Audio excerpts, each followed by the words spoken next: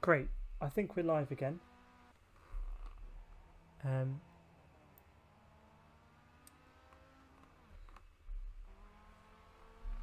Let me know if there's any issues with the quality. There's a bit more of a delay on this, the way I stream this race, than the usual streaming software, which is actually pretty quick nowadays.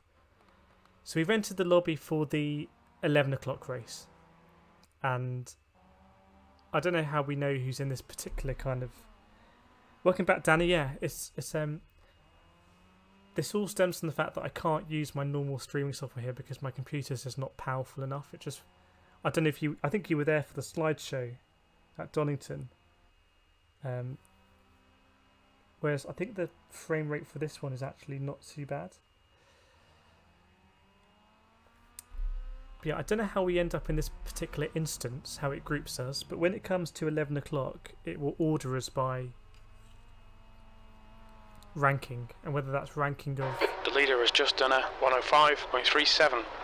Whether it's ranking of DR or SR, I don't know. But at the moment, we're just in the practice lobby. I'm not sure penalty points really count here. So we can go around, see how the car handles. I can see on the left there our best time was a 107.2. But someone here has already done a 105.3. So let's get out and see what we can do. Pit lane speed limit is 60 kilometers per hour. All clear on pit exit. It's very helpful having the driving line, as we found at Donington yesterday. Cheat mode, we called it. So you can see everyone's joining now, getting ready to prepare. I can immediately feel that the car is understeering more, as I guess the tyres are cold.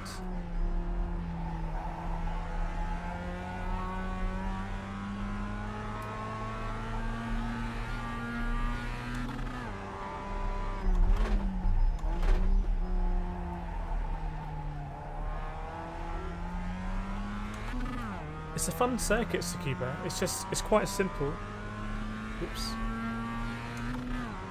Normally results in some good racing with the kind of slower cars. I'm not sure the best line here. I feel like it's kind of clip the apex and then get on full power. So let's see what we can do.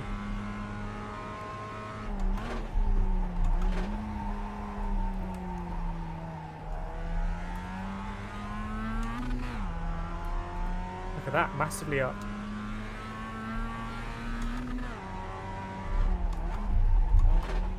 You want to get in the dip here a little bit. Not the best exit.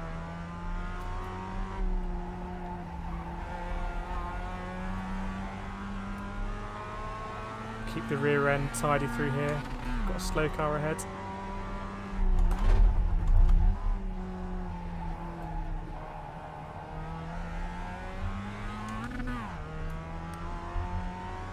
So we've kind of lost some of that time that we'd...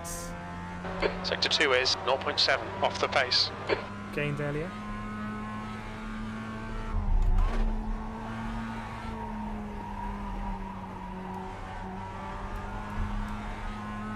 Okay, so it's interesting to see the delta there. We kind of made time in the middle but lost time at the end.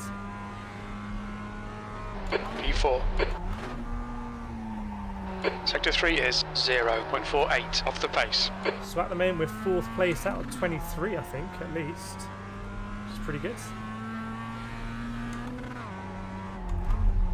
How can the GT Sport guy do in iRacing? Now we're with all the sim races. So he's lost the back end there, it's quite easy to see.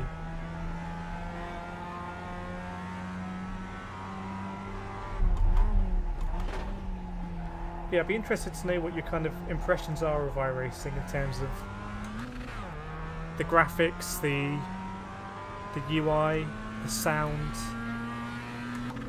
everything compared to GT Sport.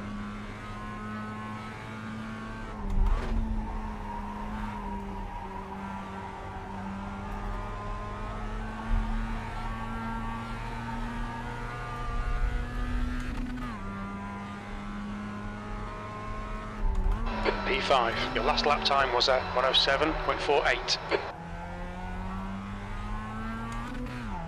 Going down to P5.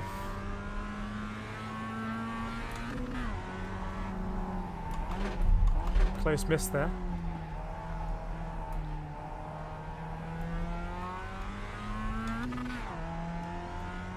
Sector 1 is 0.46 off the pace. Actually, Delta wasn't too bad, even though we had that manoeuvre.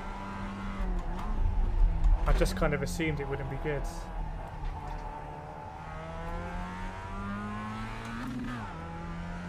I guess we're lapping quite consistently. The guy ahead has just done a 106.64.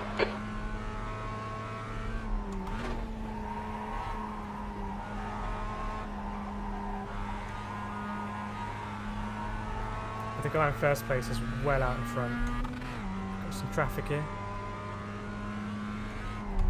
B6, that puts you 1.7 off the pace. That lap was a 107.06. Thought we were too deep there, but we're kind of picking the time back up.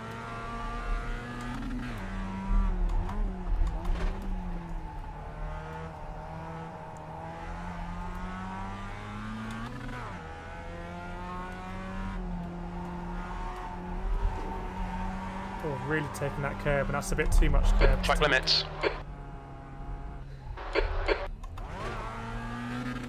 Track limits in iRacing usually much harsher than GT Sport, from my experience.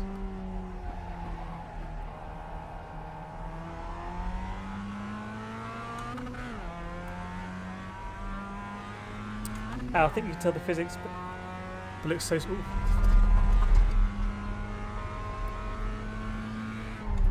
Well, I think in terms of the slowness, so because it's on the PC, the performance is, it's very variable. In terms of my screen, you can see on the top right the frames per second that it's running at.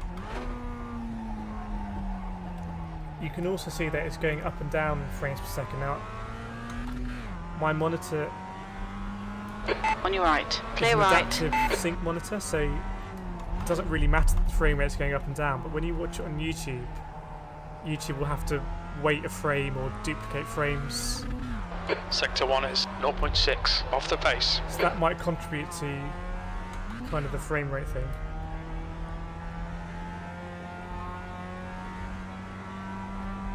But when we were at Donington, I think our FPS was around 100, so maybe that's because there's just not a lot of stuff at Donington, it's just kind of green fields. But the FPS here is a lot lower on my side. Sector 2 is 1.2 off the pace.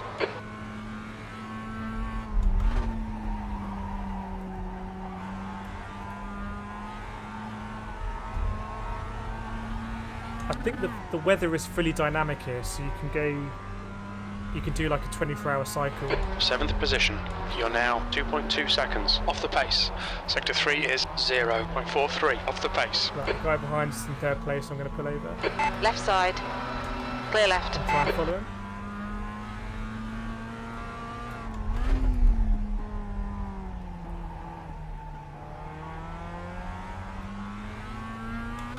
But for me, the graph. Sector 1 is 1.4 seconds off the pace. I keep getting this guy talking in my ear. I don't know if you can hear him, the engineer.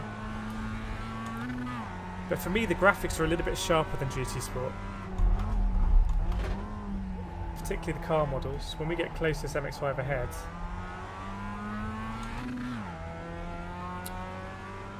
what graphics card do you have? I have a 1060 Sector 2 is 0.7 off the pace. and Max Q NVIDIA card. So it's about 3 years old, but it served me really well. Great kind of workhorse graphics card that for me. P9. So it looks like Sector 3 is 0.2 off the pace. got a little bit cloudy now, which might affect the track temperature slightly.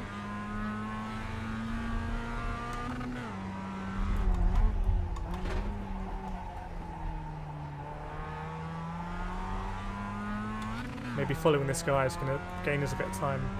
You're 0.2 off the pace in Sector 1. guy behind has just done a 107.00. Almost lost it there.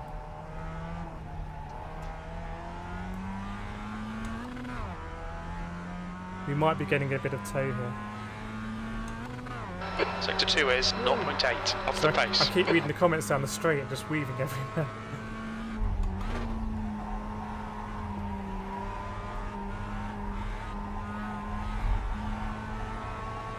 I'm really not sure about the optimal line there. P7, good lap. That's your best in the session. Sector 3 is 0.34 off the pace. Got up to P7.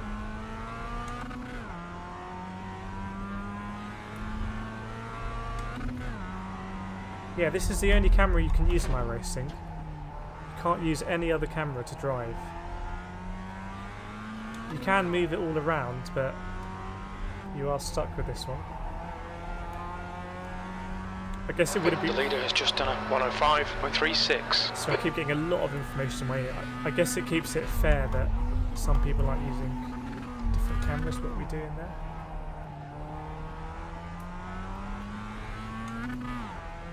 I think there's quite a lot of cars on track, so every 10 seconds the engineer is saying what people are doing.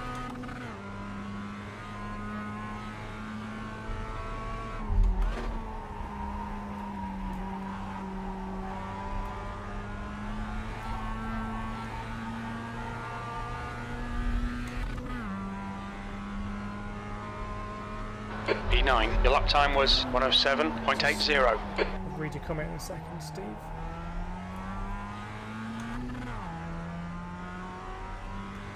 The cockpit probably does feel further back because you're not on the bumper, you're kind of further back in the car.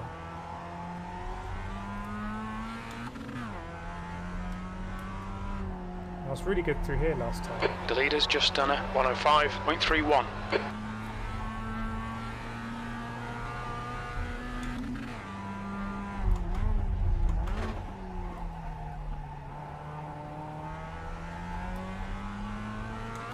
I think we are getting a bit quicker kind of on average. The guy behind has just done a 107.00. The guy in front has just done a 106.64.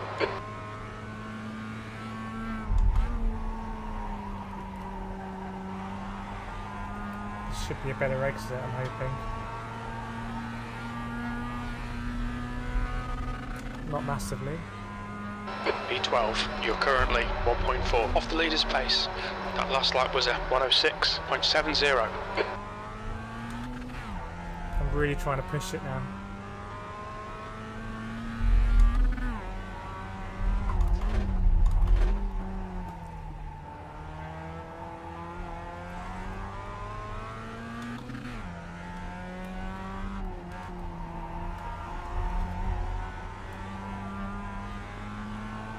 Just trying to get on the power a lot earlier and more aggressively.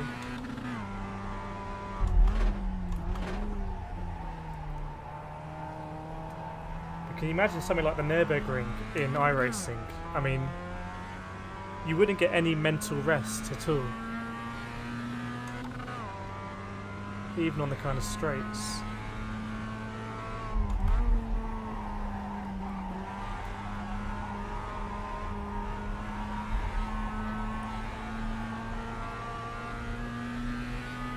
It's just quite consistent laps, I think. 14th, you're now 1.4 off the pace. That lap was a 106.70. So I think we're 14th out of everyone. I don't know if that means we're 14th out of 134, I guess not.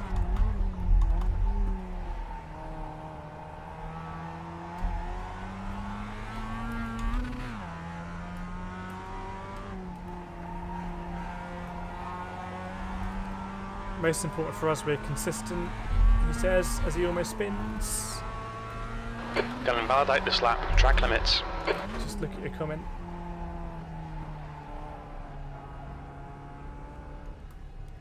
Does changing down before braking help shorten your braking distance in this game? I don't know, it's a simulation, so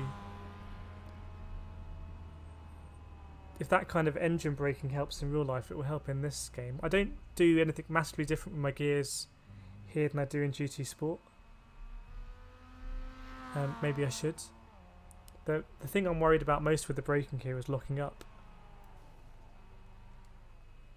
Geez, that's a big crash behind. Particularly in the F3. So I don't know how many drivers are in this lobby. At least 44. So we've got 6 minutes to go before we're going to get put into our instance of the daily race, our specific lobby. Probably we shouldn't drive around like this actually. Let's take it into the pits. There's no automatic kind of GT Sport, you know, AI takes over. You've got to do everything here. But your comment out, I think it was out, this looks like a kind of old PC game. To me, it kind of... What's your speed limit in the pits? It does look like an old PC game. It has that kind of old PC vibe to it, not like super old. But PC games kind of do that weird thing where sometimes the resolution is quite high, or feels higher than the game.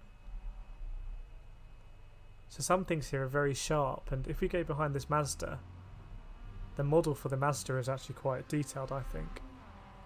Someone's in my pit stall. I don't think there's any collisions in the pits, by the way. So when I'm behind that Mazda in person, it actually looks quite detailed. I think it's the reflections. I don't think we're going to hit them here. There we go. Go inside this Mazda. Get a view. So you can move your camera around a little bit, kind of back and forwards, up and down. And the people that have 3 monitor setups, it's really important for them to kind of get that all right. There's a whole manual on how to set your field of view in iRacing.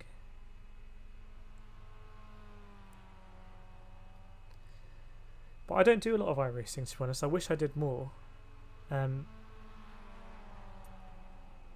hopefully this shows that actually it's not that inaccessible. Same principles still apply. So our best lap was a 106.94 and we were just a thousandth off in the last lap.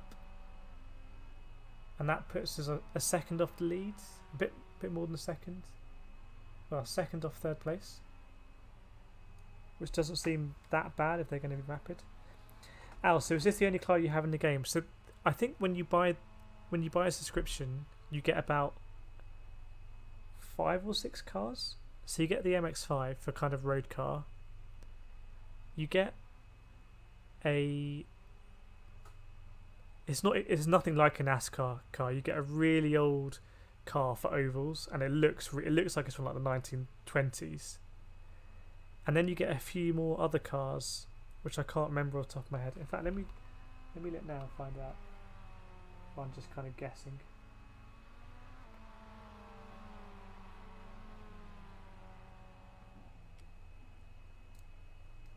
What comes from iRacing membership? 13 cars.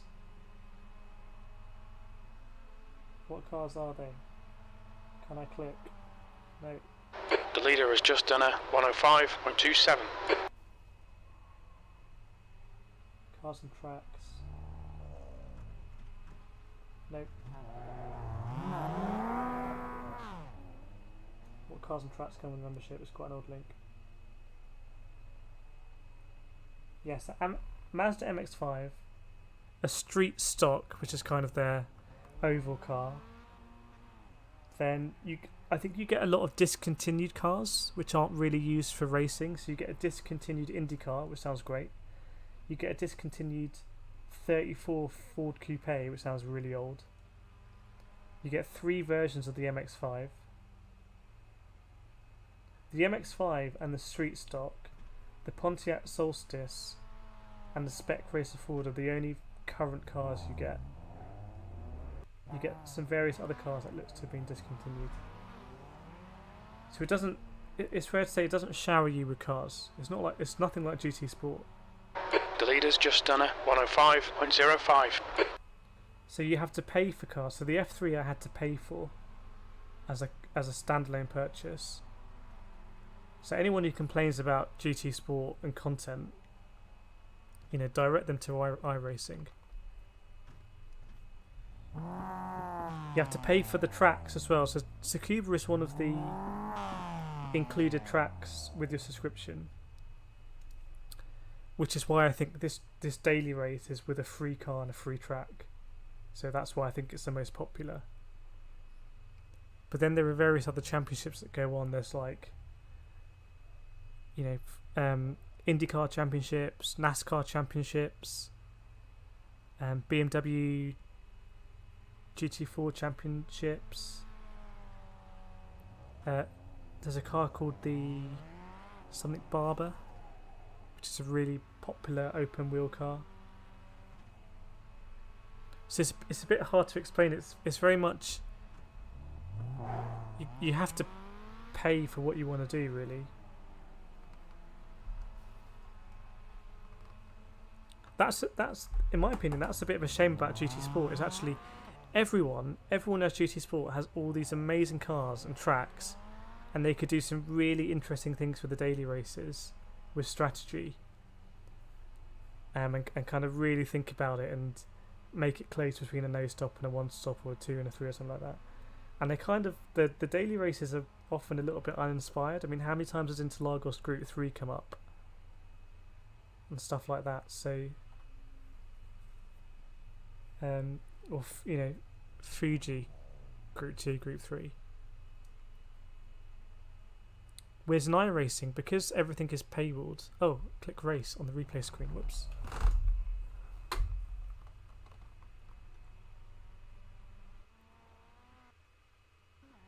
You don't want to miss the race. I have done that before in iRacing. I have missed the race. So because this is in the same window, the stream isn't going to drop, which is good. So I bought a F3 car, and I bought that. It's called a Skip Barber open wheel car. Those are the only two other cars I've bought, I think, because I had to buy a load of tracks for the Formula 3 Championship, which is why I do it, because I paid for it. So yeah, honestly, GT Sport is just such good value for money. It's unreal. As a value proposition, even when you take into account PS Plus, it is really good value for money. And so iRacing makes sense if you really value the physics model and the accuracy of the simulation.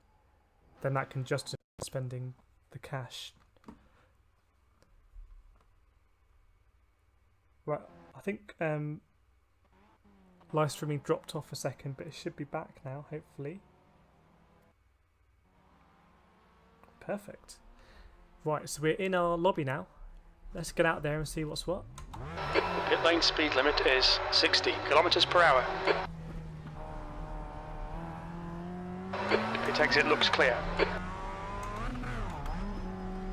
Hopefully the quality is a little bit better with less cars on track.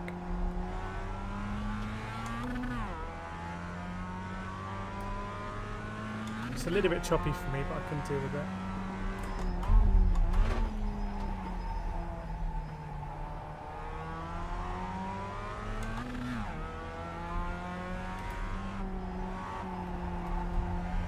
I think you want to get on the power really early then, just stay on the power. Just read your comment in a second, Steve. Conscious I've got a car behind me.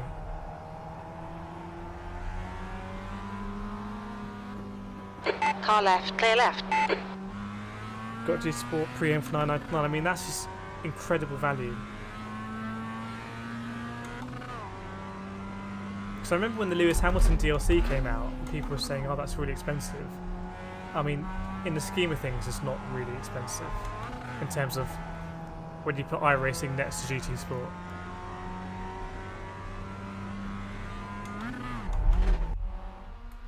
Oh, that was a quick practice. Quali now, 8 minutes, and we get 2 laps. It's a 2-lap shootout.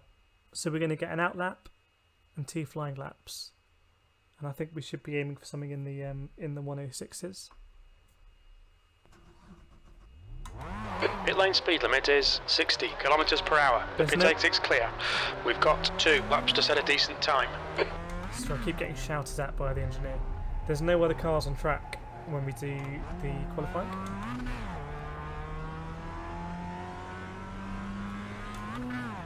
So this is different to GT Sport, because GT Sport, obviously, you set your qualifying time in time trial.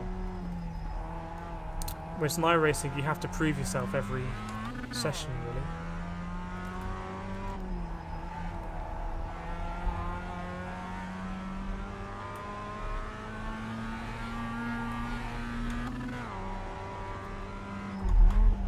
Let's try and get in the groove. Looks like the track temp's increasing. It's now 57 Celsius. Looks like the track temperature might be a bit warmer actually. Seem to be making up grounds.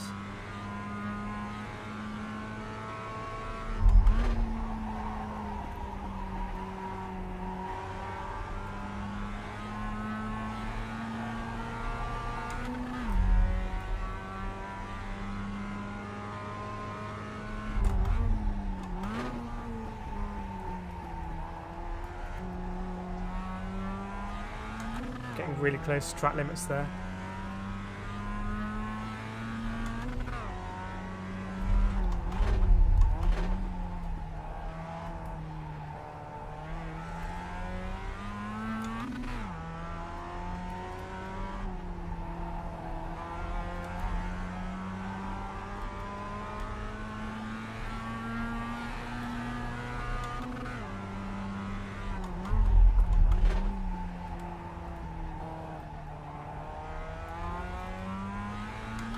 Okay, decent lap so far.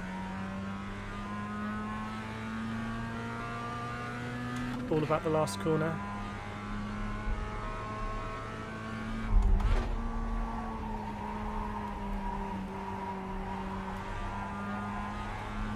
Wasn't the best, but a decent banker lap.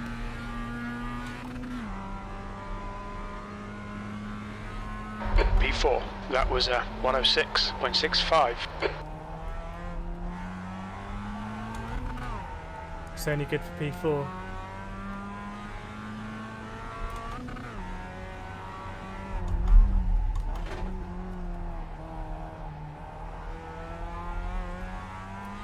I think I can brake a little bit later.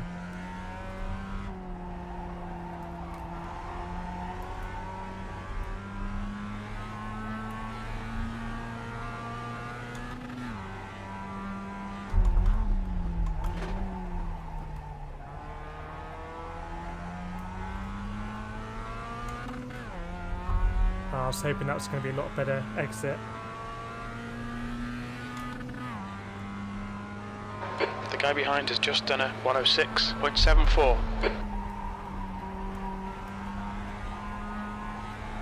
The leader has just done a 109.34. That's it. That's our lots. Puts us P4, but it's pretty tight in there actually. Steve, I was looking at Grid, the Grid game that came out in the shop, but look, Craven got GT Sport instead. Yeah, good decision there. I mean, Grid's a good racing game, but it's nowhere near a kind of inverted commas sim. I have Grid on Stadia, Grid 2. Yeah, it's good to mess around in, but I don't think it. Put it this way, you can't put as many hours into Grid as you put into GT Sport. I mean, GT Sport just has so much replayability. I know it's an iRacing stream, but we're waxing lyrical about GT Sport and kind of say we should. It's a great game.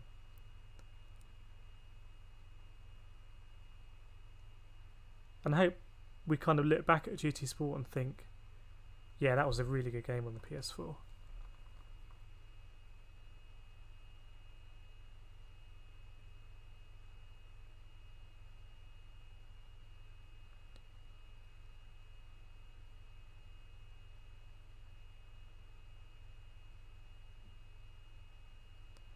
Bear with me. Al, just seen your comment. Did you watch Super GT's race? I did see his video at PFI. It's the first thing I did after I finished the race yesterday. Just amazing. I don't know what the word is. Obviously, he's super good on the brakes, but just amazing positioning and foresight, and just reading the situation to be in the right place at the right time and just take positions. And I think the most impressive thing for me is that the people he's racing are, in their own right, amazingly quick drivers that, you know, have won championships in Club 100 and other karting series, and he's kind of carving them up. I mean, it's a special video, that one, for sure, the PFI one. I know that he's changed his camera from the Insta360 that we both used to the GoPro Max. I wasn't crazy about the video quality on the GoPro Max.